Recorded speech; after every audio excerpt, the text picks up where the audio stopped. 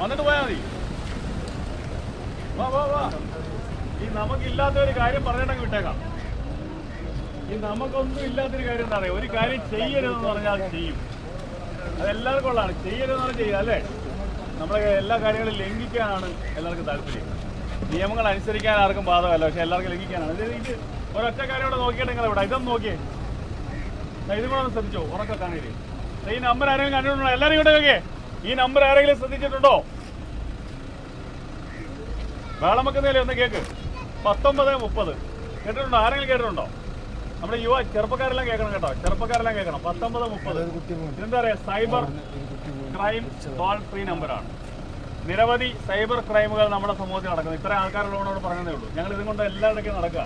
ഇന്നലെയും പത്രത്തിൽ 20 ലക്ഷം രൂപ ഒരു പയ്യനെ നഷ്ടപ്പെട്ടു. 20 ലക്ഷം രൂപ, 10.85 കോടി രൂപയാണ് നമ്മുടെ കണ്ണൂരിൽ നിന്ന് മാത്രമായിട്ട് നഷ്ടപ്പെട്ടേക്കുന്നത്. ഈ സൈബർ ക്രൈം ഉണ്ടായിക്കഴിഞ്ഞാൽ